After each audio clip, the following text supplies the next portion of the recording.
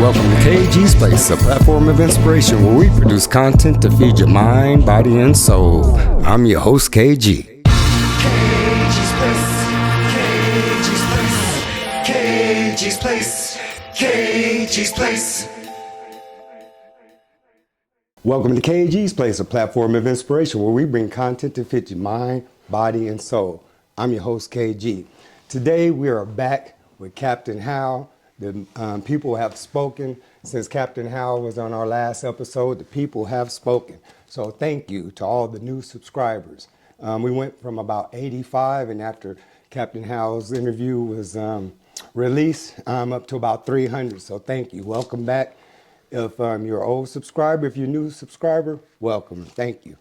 Welcome, Captain Howell. How you doing, sir? I'm doing excellent. All right. Yeah. Welcome back to KG's Place. Yeah, I got up this morning. All right. Man, you really are moving the needle for KG's Place, and I appreciate that. Well, thank you very much. All right. So what I would like to get into, on the last episode, we covered some of your prison stories. We got into civil rights. So what I would like for you to share with the people today, let's get into the prison stories, maybe back in San Quentin. And then later on, we'll give them some of that Black History out of Black History Month. You know what, KG? What's that? A lot of people don't know. What's that? I worked every position that could be worked by an officer in San Quentin State Prison. Okay. What year, sir?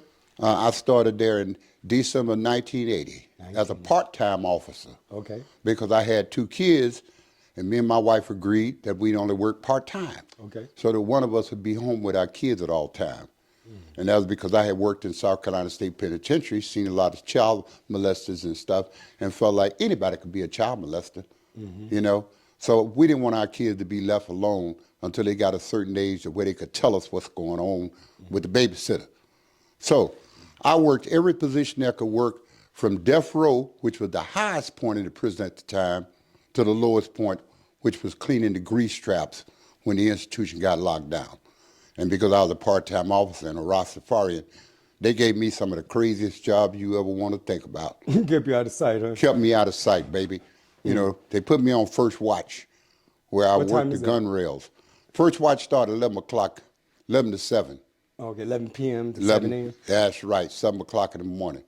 And they hid me out because I had dreadlocks, and they didn't want the general public to see me, because so many people all from other nations would come to San Quentin to see how we ran things there.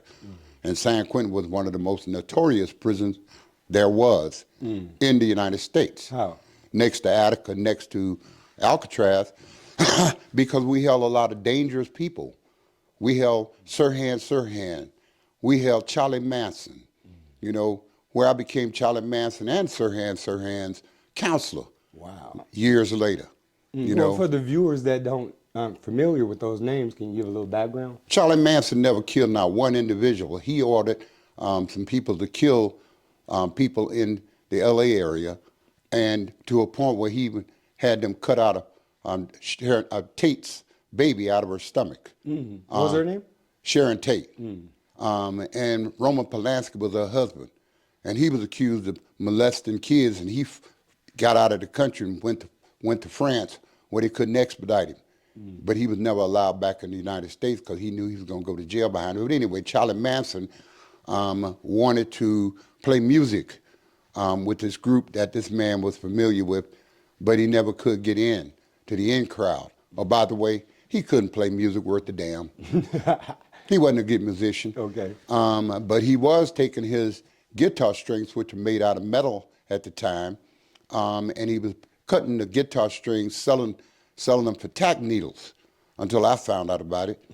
And because I was familiar with music, I said, wait a minute. By that time, I'm a counselor. Okay. Wait a minute, Charlie Manson is selling his guitar strings? So I talked to the music director in San Quentin, and I had them order plastic strings for Charlie Manson. And Charlie Manson threatened to take me to court. I say, have at it. I also busted Charlie Manson making scorpions. Little scorpions out of mop heads. And I took them from him, and he threatened to take me to court over that. Oh, really? His lawyer came and talked to me in San Quentin and said, why are you doing that? I said, because that's state property. They said, yeah, but it was discarded mob heads, I say still state property. Right. And I'm not allowing him to send state property out and make money on it. No way. Sirhan was the one who killed Robert F. Kennedy. He killed him. So he's on death row. Okay. But by the time I got there, Charlie Manson had gotten off death row, and Rose Bird did away with the whole, she commuted the death row sentences for inmates and gave them life without possibility of parole in prison. Bottom line is, I dealt with some of the most notorious people you'll ever want to think about in San Quentin State Prison. All the prison gangs, the Black Guerrilla family member, the New Age the Familiar, the Mexican Mafia, all them guys, Aryan Brotherhood, you know. I knew a lot of those guys because I was their counselor. I remember when you were telling me when you went into San Quentin, going from commodities, and you went into seek employment. You said the warden says that there was a lot of staff leaving, Yes. right, because of the violence. Can you give the setting, what was going on during that time? Well, this was a level 4 facility, and all the inmates were allowed to walk around out on the yard, and they weren't locked down. They trusted the inmates not to kill each other in mass like they were doing, but they started doing it in mass, and just before I got there. And shortly after I got there and became a counselor, the administration in Sacramento decided that they were going to lock up all the level 4 type inmates and take their property from them. All level 4s or prison gangs? Well, prison gangs. Okay, can you elaborate what prison gangs are compared to Crips and Blood as it pertains to prison? Crips and Bloods were considered street gangs. Yes.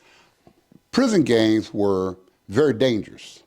These guys will kill you in a minute.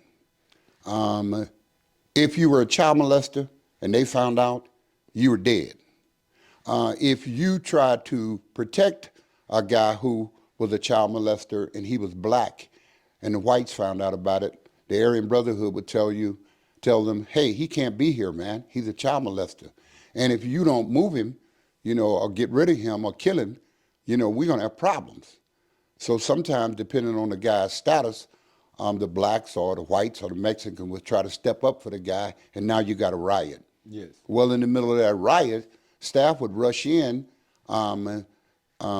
OC spraying and all that good stuff, but sometimes staff would get hurt, especially females. Yes. Because at that time, the inmates were allowed to lift weights. Can you imagine a 120-pound female trying to take or wrestle a guy who's 215, 230 pounds down to the ground? It don't work like that. Nobody fat? She would, nobody fat. She would get picked up and body slammed on the ground. She never come back. Or some young men who didn't have the heart to step up on one of these guys, and they beat his butt, an officer, and he wouldn't come back. So there's a lot of violence going on in San Quentin State Prison when I came in. How did you get in control of it? We eventually locked everybody down, took all their property out, and we started issuing it back to them a little bit at a time. Started a new program, right? Started a whole new program. Right. So here you got level 4 type inmates, very dangerous guys, death row inmates on the main line now, walking around. And it was very dangerous. So a lot of people couldn't handle that stress. I didn't have a problem with stress, you know, at the time. I think I weighed about 194 pounds, 6'3" at the time. You know, of course, I done shrunk now about an inch. But back then, I didn't think nobody could whoop my butt. Is that and right? that was because I had a saying, and yea, though I walk in the valley of the shadow of death, I shall fear no evil, because I'm the baddest blankety blank up in this blankety blank. And I lived that mantra. And I never had problems with inmates, you know, because I treated them fair. I didn't care what an inmate was in prison for. He could be a child molester or a killer of 50 men. They still human beings. Okay, that just reminds me of a couple of stories. I want you to touch on Tookie Williams, but before that, you got to tell the story about those Samoans that were drunk and those inmates that was in the housing unit that knew your reputation. I'm in Ironwood State Prison at the time. I'm 57 years old. Okay. I'm up in the meeting up front.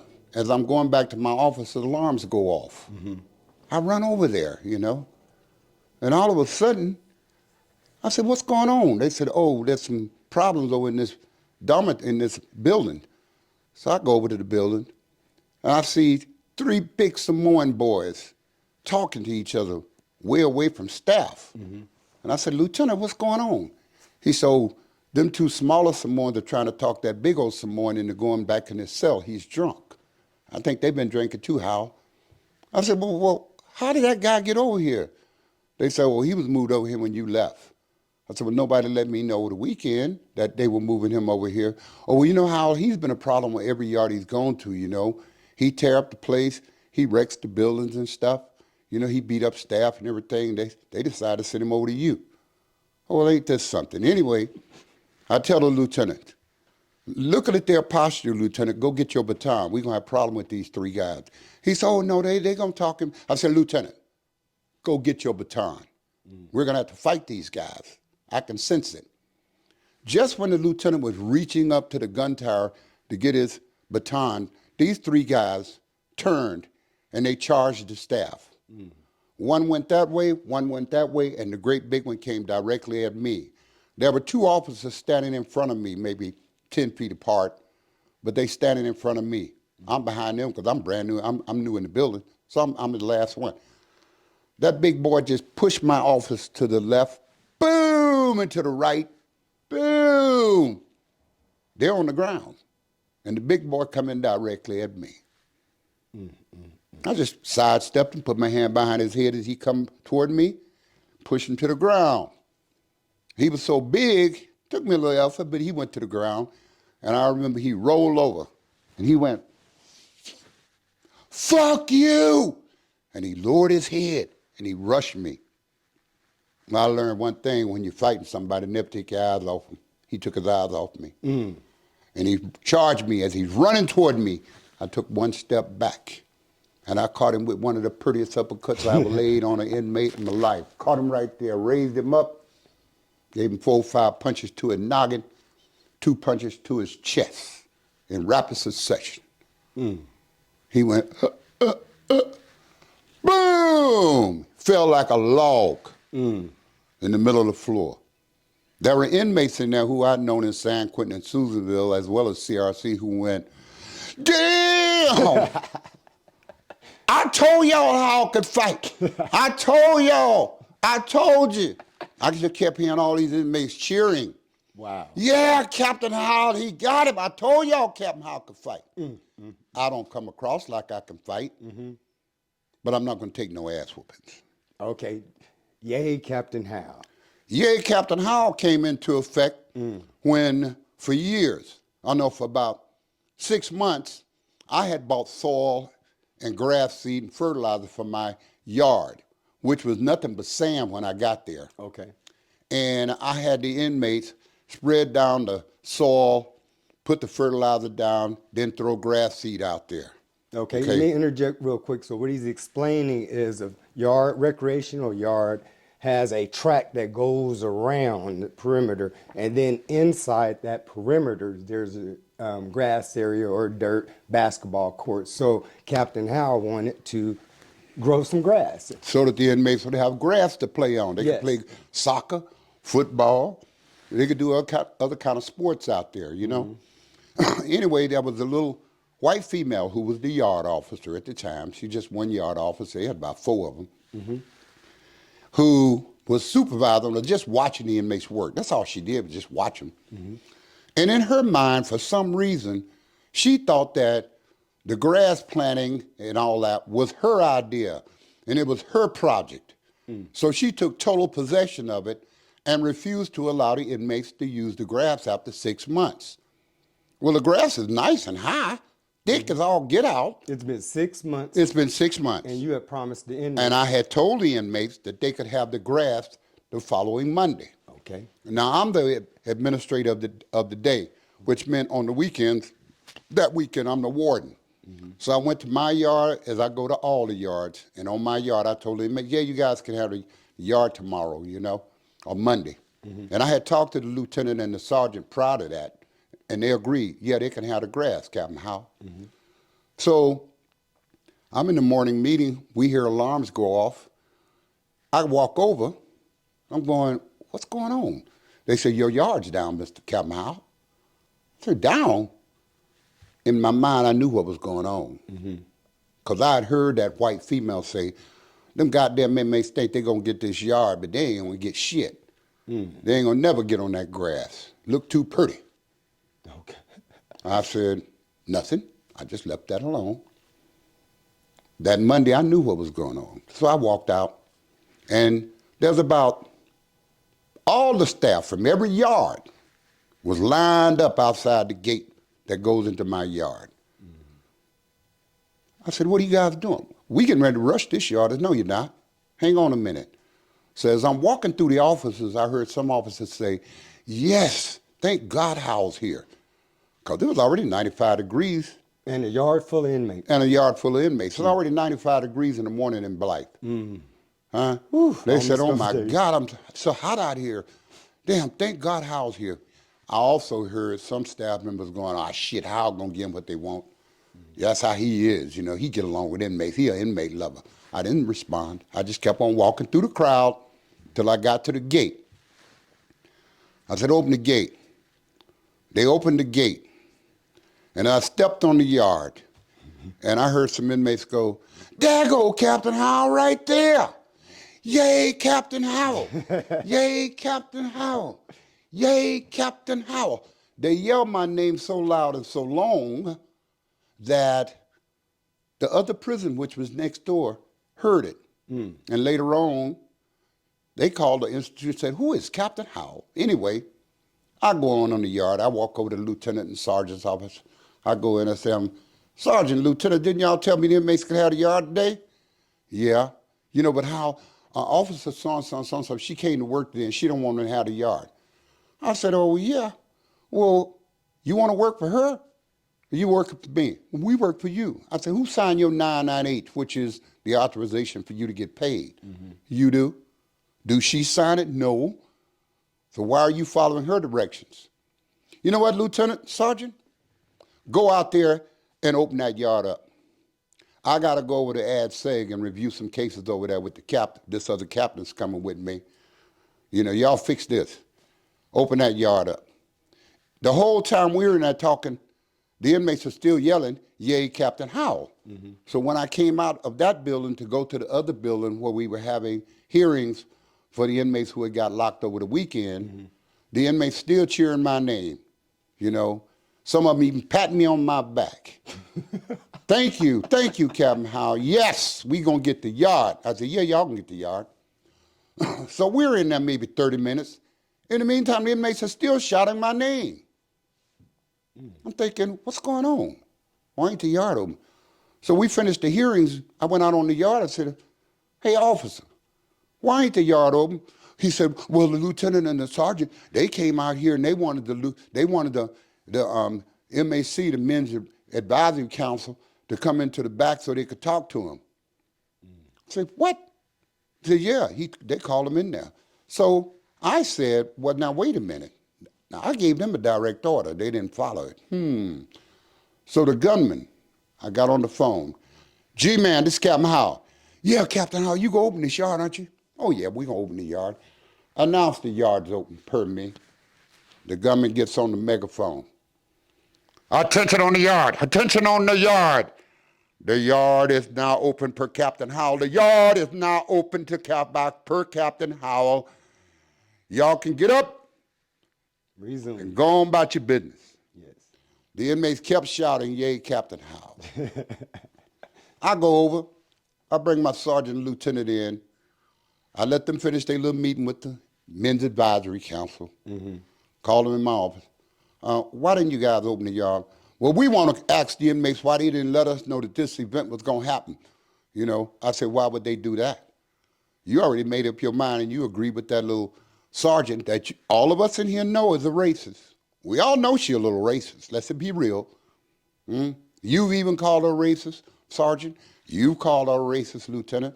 I've never called her a racist, but based on you guys telling me that, I have no doubt that she probably is a racist. And she's not going to run this yard. And next time I give you a direct order, you will follow it. Now, if you don't like what I've said, you can leave the yard and I get other sergeant lieutenant over here, you know. But anyway, 2 days later, 8 staff members, officers, came into my office all at once. We want to talk to you. I said, well, what do you want to talk to me about? Close the door. We don't appreciate those inmates cheering your name the way they did. I said, really? You wanted them to boo me? Well, that ain't what we saying. Well, now, wait a minute, hold on. If they're not cheering my name, they're booing me. That means you're okay with them wanting to kill me, is that right? Well, that ain't what we saying. No, yeah, it is. Because if they ain't cheering me, they booing me. Get out of my office now. As a matter of fact, go over to the custody captain's office. I'm going to give each one of you motherfuckers a goddamn job to get the fuck out of my office. Now. Leave my yard now. Go see the custody captain. All 8 of them. They go over to the custody captain's office. Me and the custody captain worked together in San Quentin State Prison. We took down a many inmate together. So I get over there. He tell me, Howell, what do you want to do with him? I said, you can talk to him about following directions.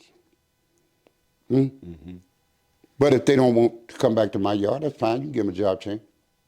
Because I got plenty of officers who want to come over here and work on my yard because we don't have problems on my yard. I have numerous requests, and I showed them a list of staff members that had requested to be moved to my yard. Good job. Yay, Captain Howell. So they wrote me up.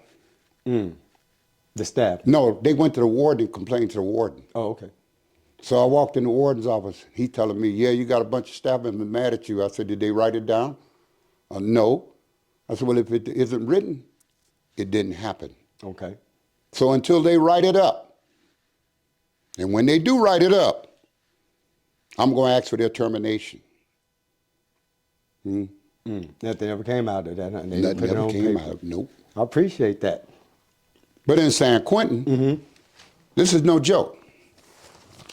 I saw an inmate as close as me and you, white boy, walk up to me and say, Captain Howell, I'm paroling tomorrow. I said, really? Well, good for you, young man. He said, I wanted to thank you for the way you treated me here. You're the best staff member I ever had in my life. Wow. Best counselor I ever had in my life. I said, well, thank you, man. He turned to walk away, and he turned the corner and went around the building. And he had said it so fast.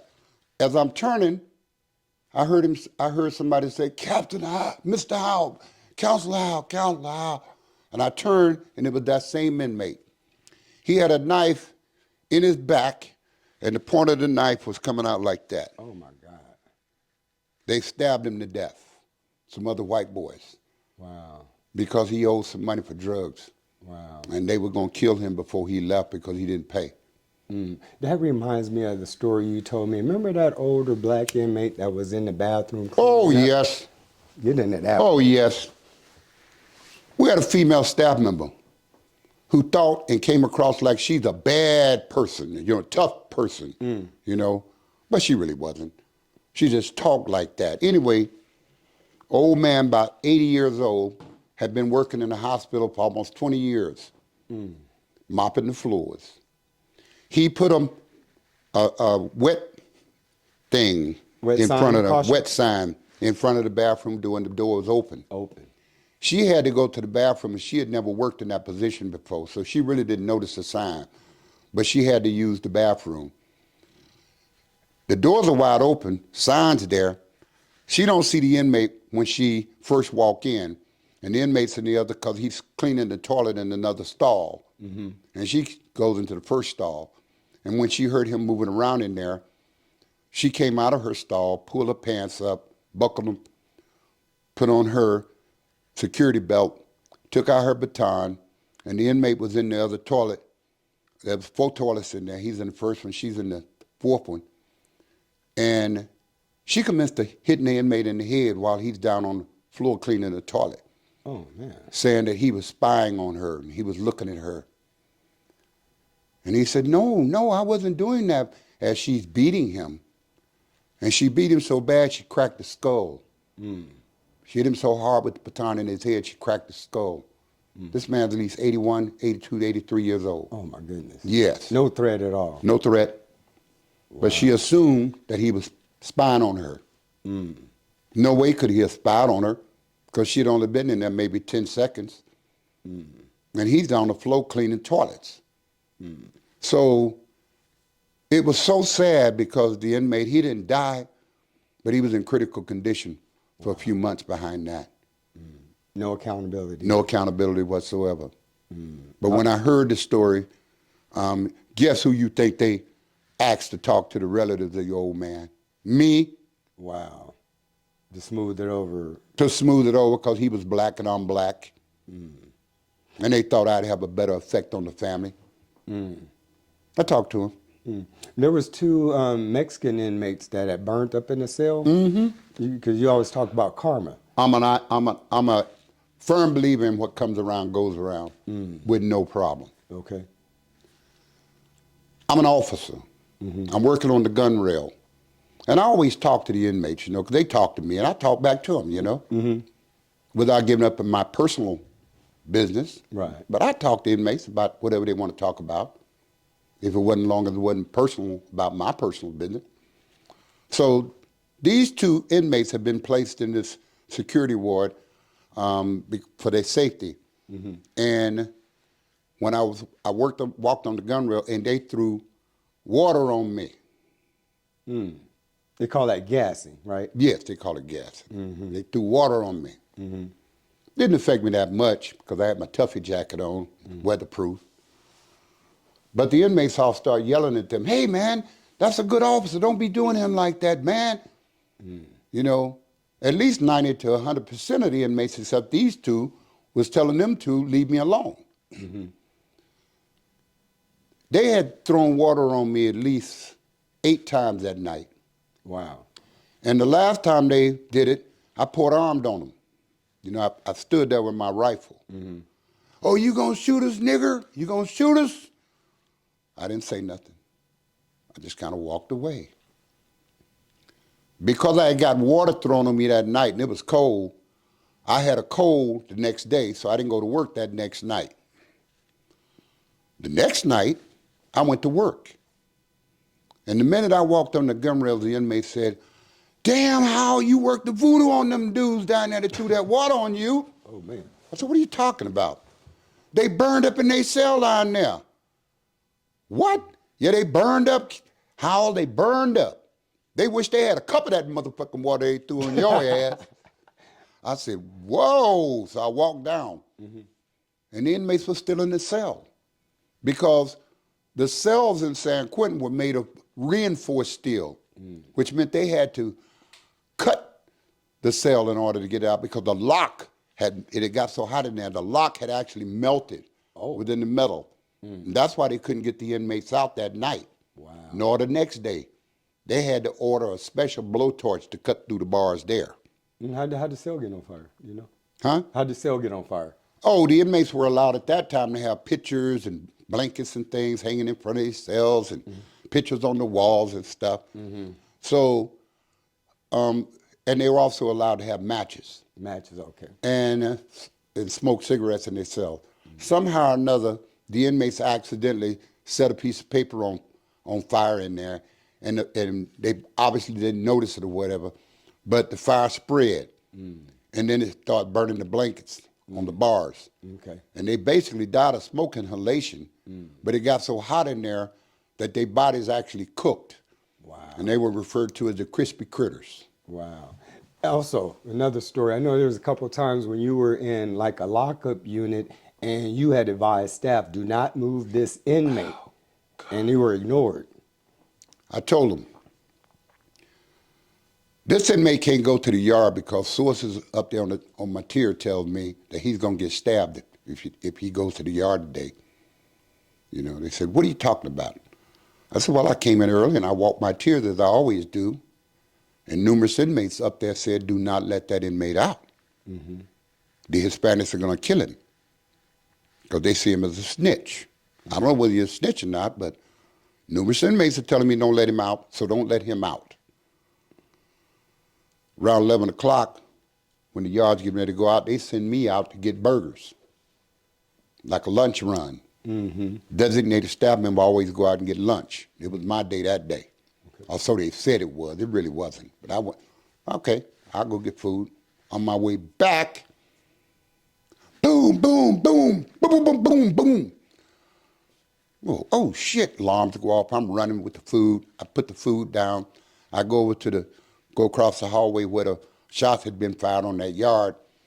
And I had just talked to that inmate that morning and told him he wasn't gonna go to the yard. And he says, fuck you, nigger. You don't tell me what to do. You can't keep me from going to the yard and blah, blah, blah, blah, blah. I said, you know what, inmate, one of these days, you gonna see the light. I'm trying to save your life, son. You know, you're not going to the yard. In the meantime, when I go to lunch, the lieutenant, who's a big old racist white boy, allowed his favorite female Hispanic sergeant to go up on the tiers and talk to the shot caller of the Hispanics. And the shot caller told her, oh yeah, he can go to the yard. Let him go to the yard. So they decided to let him go to the yard. Never mind what Howell said. So they let the boy go to the yard. And he's getting stabbed. And the gunshots are of the gunman shooting to try to keep him from getting killed. And they fired off about 8 rounds, 8 or 9 rounds. What kind of rounds? Number 7 bird shot. Bird shot, okay. Number 7 bird shot. You don't shoot him directly, you skip it into him. Okay. The inmate is on the ground, and when they skipped it into him, some of that bird shot went up and took out both his eyes. Wow. Blinded him. By the time I got out there, they had gotten all the inmates off except the blind one who was getting attacked. And all I could hear him say and screaming as loud as he could, Counselor Howell, help me, Counselor Howell, I can't see. I can't see, Captain, Mr. Howell. Counselor Howell, please come and help me. Please, Counselor Howell, help me. And I walked out on the yard and escorted him off the yard. And he was bleeding so much from his face, and my white shirt got blood all on it and on my chest and stuff, you know. And it was one of the saddest things I saw. But in the meantime, the inmate said, you said I was going to see the light one day. That's all I see is light now, but I can't see nothing else. I can't see anything else. It was determined he was blinded in both his eyes. Wow. They moved him up to CMF, California Medical Facility. Okay, hey man, thank you so much. We're going to leave the rest for the next episode, give the people something else. So we're going to go ahead and wrap this up unless you want to keep going. I got one more story I got to tell. Run it. Yes. I got one more. Go ahead, it's your show. You ever see a man bleed to death from getting shot No, sir. or getting cut? No. I have. Talk to me. Another incident when I said, we're in a security housing unit. Inmates are supposed to be handcuffed at all times. The Crips and the Mexicans had a problem in that particular unit for a few weeks. Staff said, some of the staff said, they want to talk. I said, oh, that's okay, they can talk. But as far as I'm concerned, they need to be in handcuffs when they go up to talk to them. Who's going to be the negotiators? They named the 2 inmates, 1 Mexican, 1 black. I said, I don't have a problem with that. Again, they send me to get food. Seemed like they do that when they want to go against what I said, because I'm nothing but a counselor. Even though counselors had a little rank in San Quentin, they didn't overrule the lieutenant, because he was a supervisor and we weren't. So when I left, some sergeants and other officers and other staff said, let the 2 inmates go up and negotiate with their people out of handcuffs, which is a no-no. That's a no-no. You're not supposed to be unhandcuffed. Anyway, when I come back, I got the food in my arm, there's like a big old box, and I see these 2 inmates coming down the stairs, and a white girl sergeant is coming down behind them, and she's walking behind them. And I'm looking, I said, hey, officer, who authorized that? I said, Howell, the minute you left, they agreed and let them go up there without handcuffs. I didn't agree with it. I'm on your side on that one. I said, it's about size, man. It's about safety.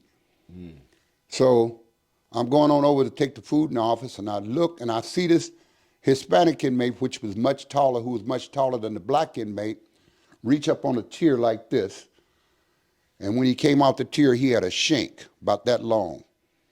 And he pulled the black inmate's head back, and he went, and the blood from the inmate shot through the gate, all over my shirt, all over the food. And I heard the sergeant scream. And I said, Chili, open the gate. He just slit his throat. And all of a sudden I heard click, click, boom. And that first round the officer fired came off the ground, hit me right here in my face right there. Wow. And at that time I had one of my dreadlocks. I didn't have a hat on. My dreadlocks was about maybe that long. And the pellets, that number 7 bird shot, would have blinded me had my dreadlock, which was really thick at the time, hadn't stopped them from entering my eye, but the rest of it was all in my head.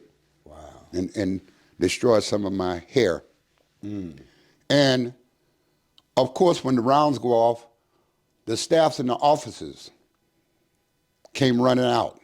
And the gunman kept shooting. Number 7 bird shot. And as I'm laying on the ground, hurting like a motherfucker, because I had gotten knocked backwards about 10 feet. I see this black inmate steady punching this big Mexican boy. He's punching him. And he knocked him to the ground, and he's on top of the boy. And I'm watching him, and I could tell he was dying because his punches were getting slower and slower, and all of a sudden he just kind of keeled over and he laid on the floor. And his eyes was like that. And I'm looking at his eyes, and he's looking at mine. And I'm watching him die. Wow. I'm watching the blood flow out of his neck, skeet out of his neck like that. Wow. Down on the ground, you know. And I'm going to tell you something, bro. It'll take something out you. I lived with it, but I still remember it. There's nothing like seeing another human being die like that. It's one thing when you're in combat, in the military and all that, that's one thing. But when there's an incident that could have been prevented happens, you get a whole nother type of feeling in your heart. Wow. Now, I went to court behind that. I gave my testimony, everything. But there are other staff members who went and gave their version of what happened. And I'm going, no, it didn't happen like that. You know, and I gave my version. Okay. I can't call the inmate's name. I never do that. But, yes. You know, it's an experience, bro. Life can be like that. That's why when I say goodbye, I don't say goodbye. I say minute. Minute. Because you're here 1 minute and you're gone the next. So minute. That's our show for today, folks. Peace. Thank you, brother. That was good. How'd you like that, cameraman?